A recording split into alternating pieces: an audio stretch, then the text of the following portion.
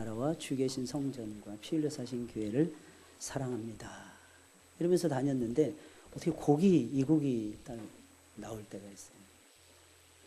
정말 감사하고, 게다가 오늘 좀 힘드셨죠, 그죠? 숨차죠. 숨차지 않았어요. 배에다 힘을 안 주신 분들은 숨차고, 배에다 힘을 딱 줘야 돼요. 그래서 공기통을 만들어야 뱃속에다, 그래야지 좀 제대로 소리가 나옵니다. 설교도 똑같아요. 저도 숨 쉬는 걸 잘하려고 애렸습니다. 이 숨 쉬는 게 굉장히 중요하거든요. 말하고 노래할 때는. 아무쪼록 하이톤으로 계속 나가는데, 야, 끝까지 부르시네.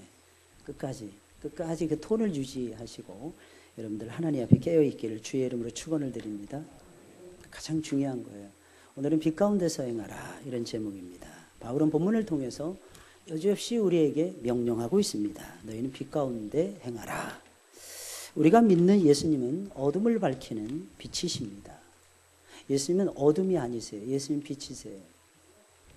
우리가 사랑하고 존경하는 예수님은 어둠 속에 묻혀 계시지 않고 이 세상의 어둠을 밝히는 생명의 빛이요 진리의 빛이 되십니다. 그래서 예수님을 만나면 진리를 알게 되고, 예수님을 만나면 생명을 얻게 되고, 예수님을 만나면 지혜를 얻게 되고, 예수님을 만나면 능력을 받게 되는 것입니다. 그래서 바울은 거듭난 후에는 우리가 과연 어떻게 살아야 되는지, 오늘 그것을 고민하면서 에베소서 5장이 흘러가고 있는 것입니다. 그 중에 한 대목이 빛 가운데서 행하라, 빛 가운데서 행하라 라고 권면하고 있는 것입니다. 한 2주 전이었던 것 같아요. 하나님을 본받는 자가 되라. 삶의 기준을 제시했어요. 지난 시간에는 정말 우리가 이 세상에 살면서 하나님을 기쁘시게 해드리는 삶을 살아야 된다. 그 중에 한 토막이 오늘 빛 가운데서 행하라는 말씀인 것입니다. 빛 가운데서 행하라 라고 말씀하시면서 우리가 과연 어떻게 살아야 하는지, 우리의 삶을 비춰주고 있는 거예요. 우리의 삶을 구체적으로 제시해주고 있는 것입니다. 여러분들 빛 가운데서 행하시기를 주의 이름으로 축원을 드립니다. 하나님은 우리가 어둠 가운데서 있는 것을 원치 않으세요. 우리가 빛 가운데서 살기를 원하십니다. 우리는 자꾸 숨으려고 그러죠. 왜냐하면 아담의 그 범죄했던 그 DNA가 우리 속으로 이렇게 침투해 들어오니까 아담이 하나님 앞에 범죄한 다음에 숨으려고 하거든요. 우리도 역시 하나님 앞에 당당하지 못하고 숨으려고 할 때가 얼마나 많이 있는지 몰라요. 그러나 기억하셔야 됩니다. 하나님은 우리가 어둠 가운데 놓여지기를 원치 않으시고 항상 빛 가운데서 행하는 것을 원하십니다. 그래서 빛이신 예수님을 이 땅에 저와 여러분들에게 구주로 보내주신 거예요. 그분은 빛이셨어요. 그분 안에는 생명이 있었는데 그 생명은 사람들의 빛이라 했어요.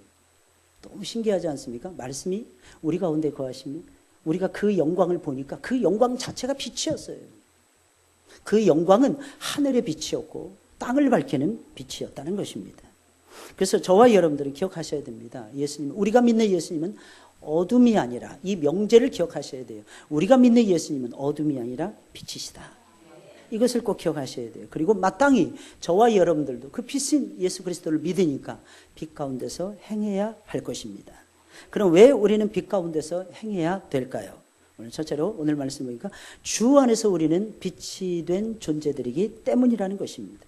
오늘 8절에 있는 말씀, 너희가 전에는 어둠이더니 이제는 주 안에서 뭐라?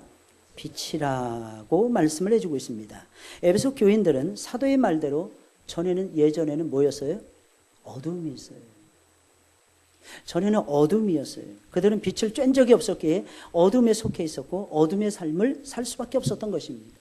물론 그렇다고 해서 그들이 항상 죄를 범하며 전적으로 사망의 음침한 골짜기를 헤매며 어둠 속에 놓여져 있었다는 것은 아닙니다. 그런데 이상하죠. 그들 나름대로는 몸부림을 쳤어요. 어둠의 일을 벗고자 애를 많이 썼습니다. 그런데 결론은 항상 어둠이었던 것입니다. 결론은 항상 어둠이라는 것입니다. 아니, 몸부림을 치면 칠수록 마치 어둠의 늪지대에 빠진 사람들처럼 어둠 속으로 점점 깊이 있게 빨려 들어가고 있었던 것입니다. 이것이 여러분 그리스도 밖에서의 삶의 비참한 모습이에요. 세상 사람들이 노력을 안 하는 것이 아닙니다. 그런데 빛의 본질이신 예수 그리스도를 만나지 못하니까 아무리 빛 가운데서 어둠을 벗어버리고 빛 가운데서 살려고 해도 어둠의 일이 뭔지를 모르고 빛의 일들이 도대체 뭔지를 모르고, 그래서 어떻게 되는 거예요? 자꾸 어둠 속으로 빨려 들어가고 있는 것입니다.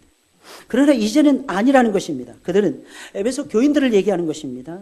생명의 빛이 예수 그리스도를 만남으로 주 안에서 빛이 되었다는 것입니다.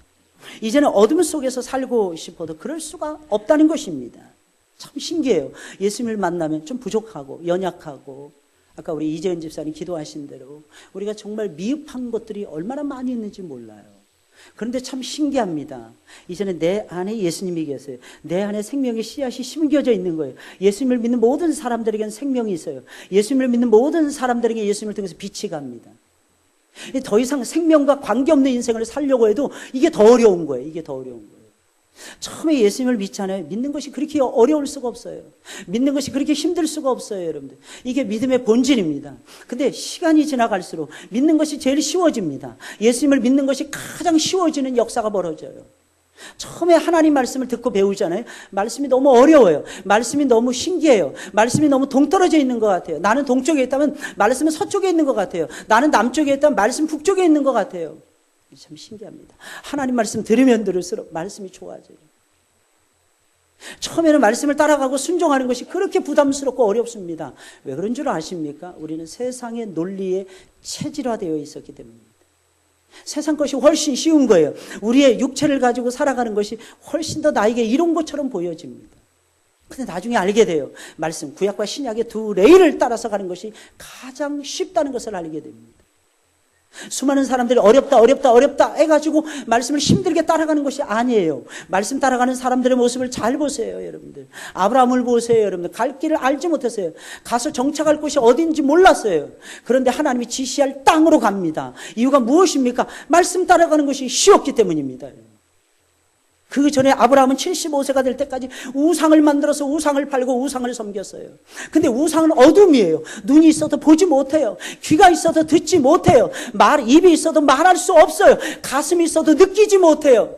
영적으로 죽어 있었다는 거예요. 하나님에 대해서 죽어 있었다는 것입니다. 나름대로 산다고 생각을 했어요. 나름대로 애를 썼어요. 근데 그 삶이 사는 게 아니었다는 거예요. 어르신들이 한참 인생을 사신 다음에 흔히 하시는 말씀, 사는 게 아니야. 무슨 말이겠습니까? 영적으로 죽어 있다는 게. 살아나 보세요. 여러분들. 말씀 따라가는 것이 아브라함에게는 굉장히 쉬운 일이었어요, 여러분.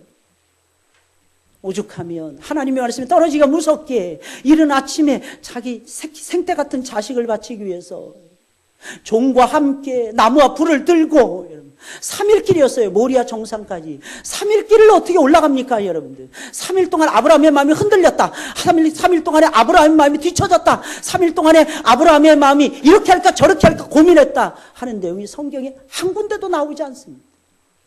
이유가 무엇입니까? 그는 로마서의 말씀을 보니까 그는 부활을 믿었다는 거예요. 근데 믿음의 길이라는 것이 이렇게 재미가 있어요, 여러분들. 선한 일을 주 안에서 행하는 거 처음에는 어렵죠, 여러분. 나에게 체질 안 되고 내 거 손해보는 것 같고 내 물질, 내 시간, 내 삶, 내 인생, 이 소중한 거 이걸 내가 하나님 앞에서 포기해야 되는가 이런 생각이 정말 여러분들의 마음속에 굴뚝같이 일어나게 될 것입니다. 모든 사람들이 다 그 과정을 거쳤으니까. 근데 하나님 앞에 한번 딱 순종하면서 드려봤을 때 그 다음부터는 시온의 대로가 활짝 열리게 됩니다. 쫓아가는 것이 제일 쉬워요. 쉽게 말씀드리면 믿는 것이 쉽고 말씀을 이해하는 것이 쉽고 말씀을 따라가는 것이 너무너무 쉽다고 하는 사실. 더 놀라운 사실은 내가 이해하는 것이 아니라 성령이 스승이 되셔서 가르쳐 주세요. 가르쳐 주신다니까. 성령께서. 그래서 어떤 사람이 깨닫지 못하잖아요. 계속 기도해 주셔야 돼요. 계속. 어떤 사람이 계속 교회 오셔서 졸고 계시잖아요. 뭐라 그러지 마시고 계속 기도해 주셔야 돼요. 때가 되면 눈이 확 떠집니다. 할렐루야? 근데 그때는요, 나중에 눈 뜬 사람들이 세상을 갑자기 보거든요. 하나님의 역사를 갑자기 보거든요. 나중된 자가 먼저 됩니다. 내가 왜 이걸 몰랐지? 이렇게 은혜스러운 예배를 내가 왜 몰랐지? 내가 이렇게 좋은 말씀, 이 선하신 하나님의 말씀, 이 음성을 내가 왜 못 들었지? 내 안에 내가 꽉 들어차 있으니까, 내 안에 내 욕심이 꽉 들어차 있으니까, 내 안에 내 문제가 꽉 들어차 있으니까, 내 안에 세상의 즐거움을 사모하고 좋아하는, 절대로 포기할 수 없는 옛사람이 그대로 간직되어 있습니다. 하나님 말씀은 요원한 거예요. 그래서 빛이신 예수님을 이 땅에 보내주신 것입니다. 예수님 빛이세요. 근데 그분이 우리에게 빛을 주셔서 우리가 뭐가 되냐? 빛이 되는 존재가 되었다. 할렐루야. 빛이 되는 존재가 되었다는 것입니다. 막 헤매고 돌아다닐 때가 얼마나 많이 있었는지 몰라요. 그런데 그리스도 밖에서의 이것은 삶이었고, 여러분들 예수님을 온전히 만나게 되면 빛을 받게 돼요. 그 빛 가운데 사는 거예요. 어둠이 아니에요. 분별하게 돼요. 무엇이 옳은지, 무엇이 그른지, 무엇을 하나님이 기뻐하시는지, 무엇을 하나님께서 싫어하시는지, 무엇을 하나님이 소중히 여기시는지, 무엇을 하나님께서 소중히 여기시지 않느냐 하시는지, 어떻게 따라가야 좋은 결과가 있게 되는지, 무엇을 쫓아가야 내 인생이 복된 인생이 될 수 있는지, 우리는 그 빛을 받은 빛된 사람들이라는 것입니다. 왜 우리는 빛 가운데서 행해야 되는 것입니까? 왜 우리는 어둠을 싫어해야 되는 것입니까? 빛을 좋아해야 되는 것입니까? 어둠을 미워해야 되고 빛을 사랑해야 되는 것입니까? 그것은 우리는 이미 주 안에서 빛이 된 존재들이기 때문이라는 것입니다. 예수님이 우리에게 분명히 말씀하셨어요. 마태복음 5장에서 너희는 세상의 빛이니라. 너희는 세상의 빛이니라. 산 위에 있는 동네가 숨기지 못할 것이요. 아무도 숨기지 못한다는 것입니다. 분명히 우리를 향해서 빛이라고 말씀하셨어요. 빛과 비슷한 존재, 예수님 그렇게 말씀하시지 않으셨어요. 빛을 비추는 존재, 예수님 그렇게 말씀하시지 않으셨어요. 물론 우리는 빛을 받아서 빛을 비추는 존재일 것입니다. 그러나 예수님은 더 분명하게 말씀해 주셨어요. 너희가 세상의 빛입니다. 예수님 딱 집어서 명제를 분명히 가르쳐 주셨어요. 무슨 명제입니까? 너희가 세상의 빛이니라. 그 점에서는 바울 역시 마찬가지였어요. 그 역시 너희가 이제는 주 안에서 빛이라 라고 선포해 주고 있는 것입니다. 그러니 우리가 어떻게 어둠 가운데서 살아갈 수가 있겠습니까? 빛이 비춰지는데 여러분들, 빛 가운데서 살아야죠. 여러분들, 어둠의 일을 쫓아가는 내 모습을 발견할 때마다 내가 어떤 존재인지를 생각하셔야 됩니다. 그렇게 계속해서 어둠의 일을 하면서 살아야만 되는 내가 하찮은 존재인지, 나 자신의 존재의 위치에 대해서 저와 여러분들은 발견해 보셔야 하는 것입니다. 둘째로, 우리는 빛의 자녀가 된 사람들이기 때문입니다. 우리는 빛을 받은 빛의 존재들이에요, 여러분. 그리고 더 나아가서는 우리는 알아야 되는 것입니다. 빛일 뿐만 아니라 빛의 자녀가 된 존재들이라는 것입니다. 8절에 있는 말씀 다시 보면은요, 너희가 전에는 어둠이더니 이제는 주 안에서 빛이라. 빛의 자녀들처럼 행하라. 처음에는 주 안에서 빛이라 라고 말씀하시더니 두 번째는 너희는 빛의 자녀들이라는 것입니다. 당연하죠. 빛이라는 것은요, 하나님의 빛이십니다. 성경에 보면 하나님은 생명이에요. 예수님은 생명이에요. 성령님은 생명이십니다. 똑같습니다. 삼위 하나님은 전부 다 빛이 되십니다. 그래서 삼위 하나님이 임재하시는 거하고 임재하지 않는 거하고는 달라요, 여러분들. 하나님이 우리 가운데 임재하시는 것을 느끼는 거하고 하나님이 우리 가운데서 임재하시는 것을 느끼지 못하는 것은 완벽하게 다른 것입니다, 여러분. 그분은 이유가 무엇입니까? 그분이 빛이시기 때문에. 우리가 믿는 하나님 빛이십니다, 여러분. 믿으십니까? 그 빛에 그분의 자녀들이잖아요, 우리가. 그러니까 우리가 뭐예요? 빛의 자녀들이라. 우리는 빛을 따라가는 빛의 자녀들이지 어둠의 자녀들이 아니라는 거예요. 아직도 세상이 좋으십니까? 예, 세상이 좋죠. 우리 조상들은 이렇게 가르쳤어요. 개똥밭에 굴러도 저승보다는 이승이 낫다고. 네, 여러분 아십니까? 꿈을 꿔도요, 좀 저승을 좀 갔다 오는 꿈을 좀 꿔보세요. 꿈을 꿔도 맨날 이 세상에서만 그냥 하나님 이거 해주세요, 저거 해주세요. 옛날에 어렸을 때 막 충격 먹은 거 그 반복해서 나오고, 어려서 어딘가 뚝 떨어졌는데 맨날 뛰어내리는 꿈을 꾼다든지, 뛰어내리는 꿈을 꾼다면 키가 자란다면서요. 통계적으로 그게 나온다 그러더라고요. 혹시 40이 넘는데 뛰어내리는 꿈을 꾸십니까? 하나님이 키를 키워주실 줄로 믿으세요. 참 희한해요. 진짜 희한해요. 사람들은 그렇게 살고 있어요. 이 세상의 꿈, 이거 꿈도 꾸고 저거 꿈도 꾸고. 기왕이면 저 영원한 나라에 대해서 한번 꿈꿔보면 어떨까요? 내가 들어갈 천국에 대해서 한번 꿈을 꾸면서 잠자리에 드시는 거예요. 잠이 안 오시더라도 꿈을 꾸는 거예요. 저도 항상 그러고 잠이 안 오더라도 꿈을 꾸거든요. 하나님, 나로 하여금 1시간을 자도 하나님 내가 피로를 다 이겨내게 해달라고. 2시간을 자도 3시간을 자도 6시간을 자도 7시간을 자더라도 하나님 내 모든 잠을 하나님께서 친히 주장해달라. 꿈도 마찬가지예요. 꿈도. 어떤 때는 지옥 아랫목에 갔다 오는 꿈 꾸면 진짜 잘 믿겠죠, 예수님. 그죠? 얼마나 잘 믿을까? 왜 대충 믿을까요? 왜 여러분들의 기도 제목이 맨날 형이 하학적인 차원에서만 머무르는 것입니까? 왜 이 세상의 재물, 이 세상에서 잘 먹고, 이 세상에서 잘 되고, 이 세상에서 명품을 걸치고, 이런 차원에 우리의 기도가 머물러 있어야 하는 것입니까? 영원한 세계가 우리를 기다리고 있는데, 영원한 영광이 나를 향해서 질주하고 있는데, 왜 그 영원한 영광은 내가 맛보지 못하고 이 세상 즐거움만 맛보려고 살아가고 있는 것입니까? 이 세상이 마치 전부인 것처럼 차 한 대 바꿔오면 며칠은 기분 좋아가지고 헬렐레 하하하 호호 하고 말해요. 어쩌다가 집을 사게 되면 넓고 큰 집에 살면서 몇 개월 동안 잘 먹고 잘 살고 뿌듯해 하시면서 여러분들의 영혼이 구원받고 여러분들에게 생명력이 넘치고 하나님의 빛이 짱짱하게 쬐어지고 수많은 사람들에게 생명의 구름 같은 빛을 던져주는 이 영광스러운 삶에 대해서는 왜 꿈을 꾸지 못하고 살아가고 있는 것입니까? 우리는 분명히 말씀드립니다. 우리는 빛의 자녀들입니다. 자녀의 반대말이 무엇인 줄 아십니까? 종이에요, 종. 자녀와 종은 완전히 다릅니다. 종은 시키는 일만 합니다. 주인이 아니기 때문입니다. 한 가지를 시키면 한 가지를 합니다. 5가지 시키면 5가지만 합니다. 자녀는 달라요. 한 가지를 시켜도 우리 아버지가 힘들겠지, 우리 어머니가 힘들겠지, 우리 어머니가 기뻐하겠지. 이게 자녀의 의식이에요. 왜? 자녀에겐 주인의식이 있기 때문입니다. 자녀들에게는 주인의식이 있어요. 주인은 시키는 일만 하지 않습니다. 해야 될 일을 발견합니다. 찾습니다. 밤을 새서라도 그 일을 감당해냅니다. 자녀들도 역시 마찬가지예요. 그들에게는 주인의식이 있기에 한 가지 일을 시키면 다른 것이 발견되면 그것을 반드시 해내지 않고는 편안하게 잠을 잘 수가 없는 것입니다.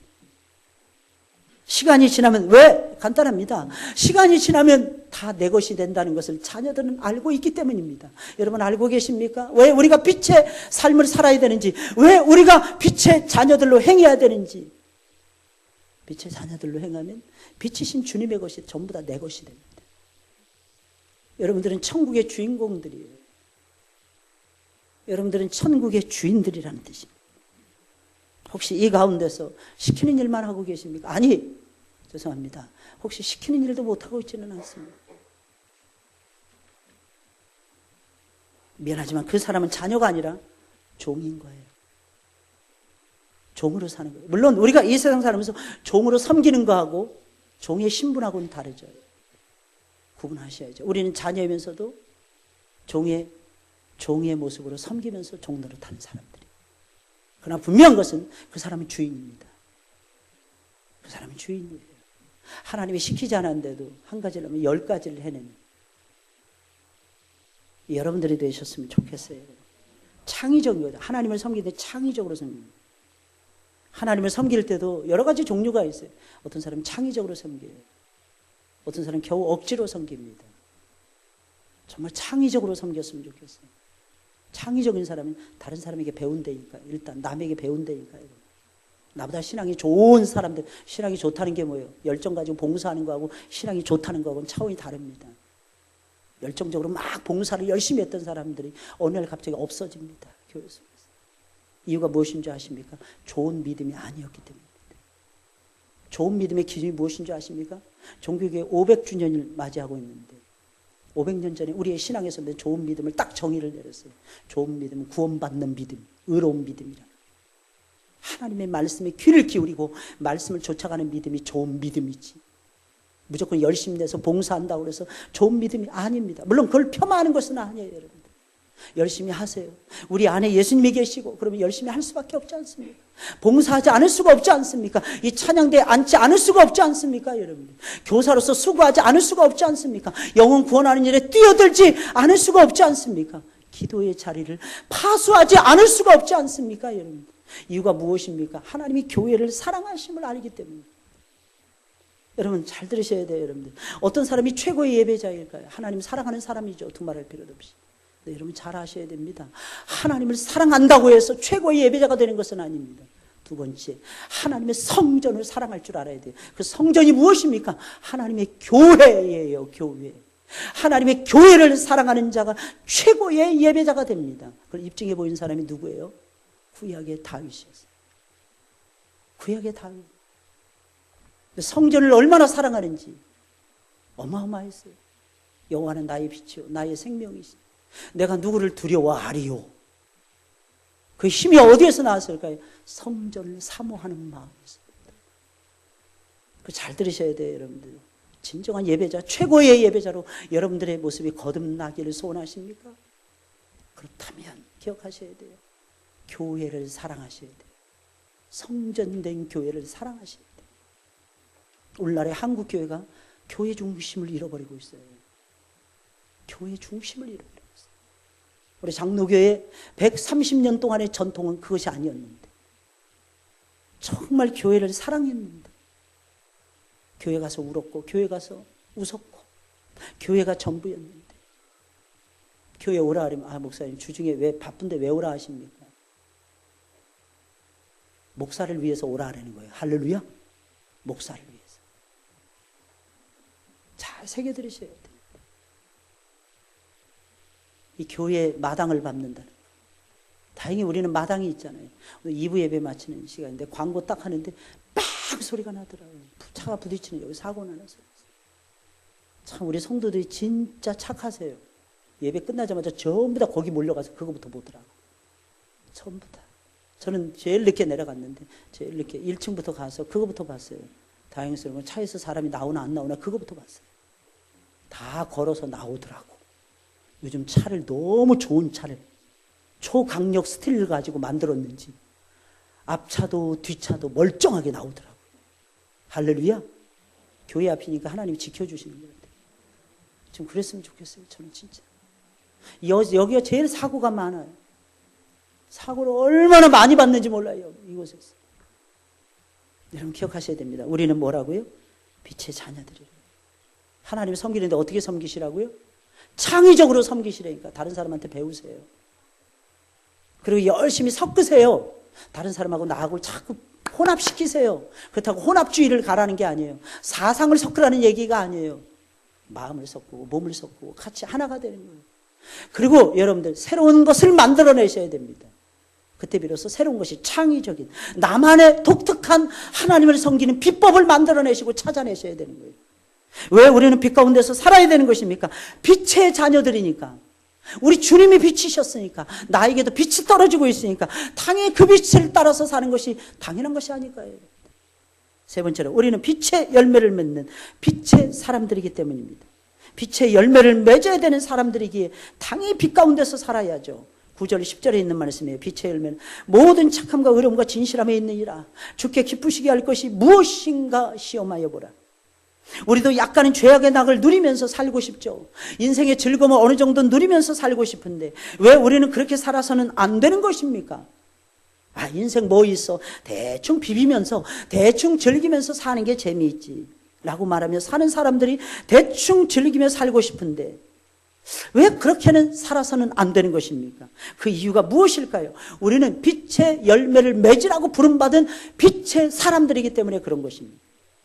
그리고 진정한 인생의 즐거움, 참 즐거움은요, 선한 일을 했을 때, 아름다운 일을 했을 때, 빛의 열매를 맺는 좋은 삶을 살았을 때 인생의 참다운 즐거움을 만끽할 수가 있어요. 예배를 드리기 어떤 때는 싫을 거예요.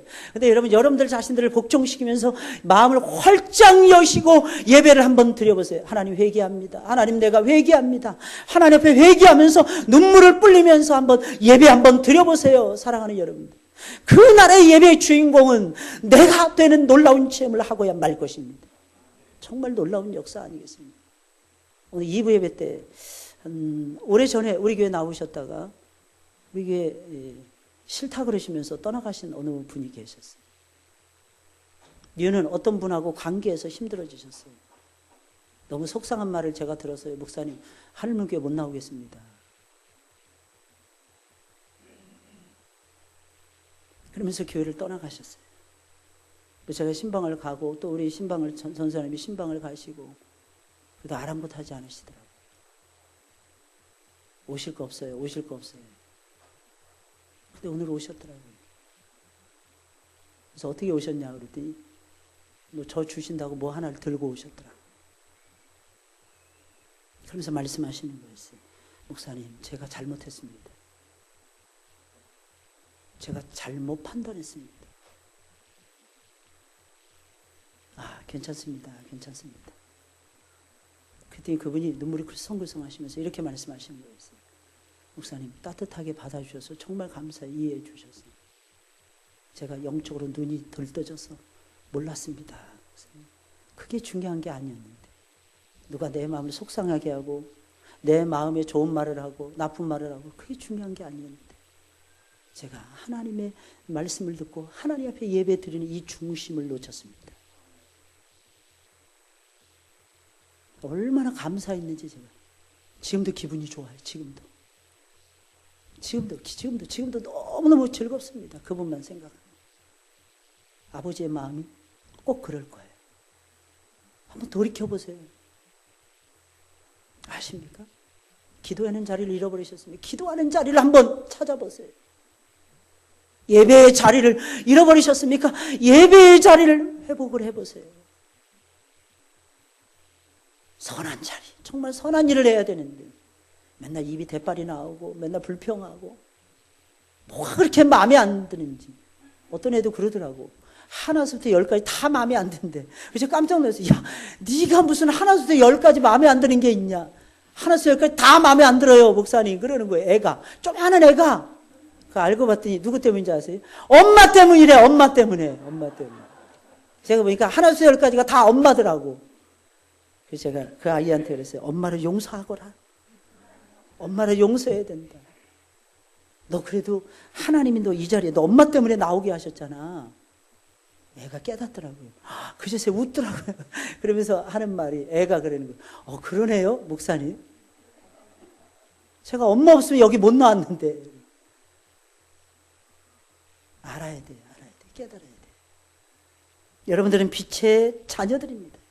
빛의 자녀들은 빛의 열매를 맺으면서 살아가야 돼.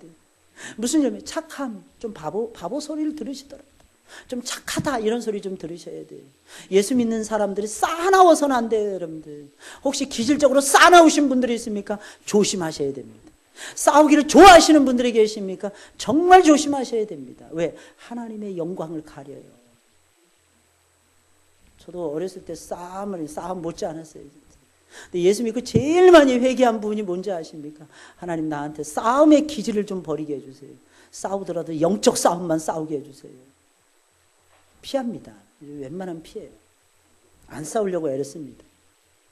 정말 피하려고 애를 써요. 왠지 아십니까? 피하는 게 상처이기 때문입니다. 누가 그러더라고요. 중국 권법의 최고의 권법은 36개라고. 36개래요. 36개. 정말 우리가 악은 도망을 치셔야 됩니다. 그리고 착함의 열매, 의로움의 열매, 진실함의 열매 맺었으면 좋겠어요. 하나님은 어떤 경우에라도 우리가 착함과 의로움과 진실함의 열매를 맺기를 원하십니다. 그런데 이 열매는 빛 가운데서 행해야, 잘 들으셔야 됩니다, 겨우 맺을 수 있어요. 빛 가운데서 행하지 않으면 맺을 수 없는 거라는 거예요. 그것이 진정 착한 것인지, 어떤 행동을 할 때, 어떤 말을 할 때 정말 의로운 것인지 진실한 것인지 따져보셔야 됩니다. 만약 그것이 착한 것, 그 선한 것이 아니라면 거부하셔야 돼요. 의로운 것, 그 옳은 것이 아니라면 거부하셔야 됩니다. 거짓이 없이 바른 것이 아니라면 그 일은 거부하셔야 됩니다. 그것에 대해서 말하거나 행동하는 것을 반드시 유보하셔야 됩니다. 이유가 무엇입니까? 우리는 빛의 열매를 맺어야 되는 하나님의 사람들이기 때문에. 마지막 네 번째로 우리는 어둠의 일을 책망하고 그것을 반드시 바로 잡아야 되는 하나님의 사람들이기 때문입니다. 거룩한 사람들이라는 거죠. 우리는 어둠의 일을 책망하고 바로 잡아야 하기에 우리가 먼저 죄 가운데서 벗어나서 빛 가운데서 행해야 되는 것입니다. 11절부터 14절 말씀이에요. 우리 다 같이 읽어볼까요? 시작. 너희는 열매 없는 어둠의 일에 참여하지 말고 도리어 책망하라. 저희의 은밀히 행하는 것들은 말하기도 부끄러움이라. 그러나 책망을 받는 모든 것이 빛으로 나타나나니 나타나지는 것마다 빛이니라. 그러므로 이르시기를 잠자는 자여 깨어서 죽은 자들 가운데서 일어나라. 그리스도께서 내게 비추시리라 하셨느니라. 아멘, 아멘. 정말 굉장한 말씀을 지금 들려주고 있는 것입니다. 우리가 깨어있지 못하다는 거예요. 우리가 잠자고 있다는 것입니다. 우리가 죽은 자들이라는 것입니다. 우리가 죽은 자들 가운데 있다는 것입니다. 에베소 교인들을 향한 바울의 선언이었어요. 근데 정말 신기한 것이 있습니다. 그래서 우리가 뭐 하느냐? 어둠의 일을 하고 있다는 거예요. 어둠의 일에 참여하고 있다는 거예요. 어둠의 일은 신나서 하고 있다는 것입니다. 근데 빛의 일들은 안 하고 있다는 뜻이에요. 그랬을 때에 사랑하는 여러분들 기억하셔야 됩니다. 하나님은 책망하세요. 예수님 말씀하시기를 내가 곧 가는 것이 너희를 떠나가는 것이 너희에겐 유익이니 내가 떠나가면 너희에게 성령님이 오실 텐데 성령이 오실 텐데 그가 오시면 죄에 대해서 의에 대해서 심판에 대해서 책망하시리라. 우리는 책망받는 거 정말 싫어하죠. 그래서 요즘에는 결혼식에서 주례가 없더라고요. 주례가 없더라고요. 왜? 남의 말 듣기 싫다는 얘기예요. 그것의 가치와 의미를 몰라요. 얼마나 소중한 건데. 또 이렇게도 얘기할지 모르죠. 아이 목사님 그거 뭐 정신없어가지고 신랑 신부는 못 듣는데 옆에서 딴 사람이 듣고라도 가르쳐 줄 수 있어요. 이게 다르지 않습니까? 어제 극과 극의 결혼식장을 갔어요. 교회에서 하는 결혼식, 예식장에서 하는 결혼식이었는데 교회에서 하는 결혼식은 당연히 목사님이 주례하셨죠. 처음부터 끝까지 예배의식에 갖추어서 예배를 드렸어요. 그런데 세상에서 하는 결혼식을 갔는데 주례도 없더라고요. 저는 마음이 너무 아팠어요. 게다가 그 할머니가 권사님이시랬는데 저희 집안 분이거든요. 할머니가 권사님이시랬는데 어떻게 저렇게 결혼식이 진행될까? 여러분 결혼은요 일륜지 대사예요. 거기는 반드시 하나님의 말씀에 축복이 있어야 돼요. 하나님의 말씀에 축복을 받고 살아도 네가 오르네 내가 오르네 싸움박질 하는데 하나님의 말씀에 축복이 없는 상태에서 결혼을 진행한다. 엄청나게 어렵습니다. 정말 힘든 길을 가는 거예요. 누군가가 책망해 줘야 되는데 누군가가 안 된다고 말을 해줘야 되는데 여러분 근데 여기서 말씀 속에서 정말 기가 막힌 말씀이 나오지 않습니까? 너무너무 부끄럽다는 거예요. 말하기도 부끄럽다는 거예요. 행하기 정말 부끄럽다는 거예요. 그러나 책망을 받는 모든 것이 뭐로 나타난다 그랬어요? 빛으로 나타나는 빛으로. 책망을 받았을 때 빛이 오는 거예요. 오 할렐루야. 내가 하나님의 말씀에 어떤 때는 책망을 받는 것 같아요. 말씀은 세 가지 요소가 있어야 돼요. 제상적인 요소예요. 축복입니다. 두 번째, 말씀에는 선지자적인 요소가 있어야 돼요. 그래서 내 죄를 파헤쳐버려야 돼요. 하나님의 말씀이. 왜? 그 말씀에 책망을 받아야 내가 새로워지게 됩니다. 내가 변화되게 돼요. 내가 변화되지 않는다면 맨날 똑같다면은 뭐 때문에 말씀 듣고 뭐 때문에 예배 드립니까? 아니죠. 가만히 있는 게 아니죠. 다른 사람은 성장하는데 나는 가만히 있다면 나는 퇴보하는 것입니다. 내 영혼이 죽는 거예요. 근데 신기한 건 하나님 말씀에 책망을 받게 되면 살아나는 거예요. 빛이 됩니다. 빛으로 나타나나니 나타나지는 것마다 빛이니라. 빛으로 바뀌는 거예요. 여러분들의 삶이 어두움에서 빛으로 바뀐다는 거예요. 뭘 받았을 때? 책망을 받았을 때. 그리고 우리는 세상을 책망해야 된다는 거예요. 사도의 말대로 우리는 말하기조차도 부끄러운 일을 범할 때가 정말 많습니다. 그러나 우리는 하나님의 말씀 속에서 책망을 먼저 받아요. 그리고 우리가 세상에 나가서 뭐 해야 되는 것입니까? 책망을 해야 되는 것입니다. 우리는 하나님의 영을 받은 사람들이에요. 우리는 내가 원하든지 원하지 않든지 죄에 대해서 책망을 해야 됩니다. 그런 일을 행하는 사람들에 대하여 책망해야 할 때가 있다는 것입니다. 이것은 마치 성령이 오시면 죄에 대해서, 의에 대해서, 심판에 대해서 책망하는 거하고 똑같다는 것입니다. 당연하죠. 성령을 받았는데 그 성령께서 오시면 우리의 죄를 책망합니다. 우리의 의로움에 대해서 과연 의로운지 책망해 줍니다. 사망에 대해서, 심판에 대해서 책망합니다. 이게 성령의 역사예요. 만약 책망받지 못하는 영혼이라면 죄송합니다. 징계받지 못하는 영혼이 있다면 히브리서의 말씀을 보니까 사생자라고 말을 해주고 있어요. 하나님 우리 아버지가 되십니다. 우리 아버지는 우리를 책망하십니다. 인디아나 존스를 오래전에 보았는데 제가 깜짝 놀랐어요. 아들인지 모른 거예요. 밀림에서 만나서 막 하는데 애기 대학 갔니? 안 갔다는 거예요. 그래 대학 안 갈 수 있어. 직장 잡니? 직장도 제대로 못 구했어요. 그럴 수 있어. 젊으면 다 그래. 나중에 아들인지 딱 알았습니다. 너 돌아가자마자 공부해가지고 너 바로 대학 들어가야 돼. 돌아가자마자 좋은 직장 너도 구해야 돼. 아니 아빠 좀 전에 괜찮다고 그러시더니 왜 갑자기 이제 와서 딴소리 하십니까? 그 아버지 하는 말. 그때는 네가 내 아들인지 몰랐는데 이제는 네가 내 아들이기 때문에 내가 너를 가르쳐야 돼. 그게 아버지입니다. 아시겠어요? 아시겠냐고. 자식을 향해서 책망하지 못하는 부모라면 죄송합니다. 많이 고민해 보셔야 될 겁니다. 자식이 나보다 똑똑해. 자식이 나보다 잘났어. 아닙니다. 뭔가 부족한 부분이 분명히 있어요. 그거 한 가지만 탁 건드려주면 얘가 빗된 존재로 살아갈 수 있는데 그래 너 진짜 똑똑해. 그래 너 역시 내 말을 듣는 것이 아빠는 영광이야. 맨날 그런 소리만 하잖아요. 걔는 진짜인 줄 알아요. 아니죠. 시간 지나면 가짜라는 거 알죠. 세상 속에서 뒹굴어 보면 알죠. 그때는 늦습니다. 빨리빨리 가르쳐 주셔야 돼. 빨리빨리 가르쳐 주셔야 돼. 내가 회개해야 한다. 내가 말씀에 책망을 받아야 된다. 그리고 너는 세상을 책망하면서 살아가야 되느니라. 세상의 손가락질이 아니라 세상을 책망하는 존재가 되어야 되느니라. 이게 빗된 사람들의 모습이니라. 가르쳐줘야 됩니다. 우리는 빛 가운데서 행해야 됩니다. 왜? 아주 간단해요. 우리는 빛된 사람들이, 빛이 된 사람들이기 때문에. 왜? 우리는 빛의 자녀들이기 때문입니다. 왜? 우리는 기억하셔야 됩니다. 빛의 열매를 맺어야 되는 하나님의 사람들이기 때문에. 더 나아가서는 어둠의 일을 싹 벗어버리고 어둠의 일을 책망하면서 온 세상을 빛으로 바꿔야 되는 하나님의 사람들이기 때문입니다. 이거 진짜 위대한 일 아닙니까? 저는 여러분들이 그렇게 살아갔으면 좋겠어요. 여러분. 우리 한번 따라서 해볼까요? 빛 가운데서 살자. 어두운 가운데서 살지 마시고 빛 가운데 살아가세요. 어둠의 일을 벗고 빛의 갑옷을 입자고 외쳤던 사람이 있죠. 누굽니까? 지금으로부터 1600년 전 어거스틴.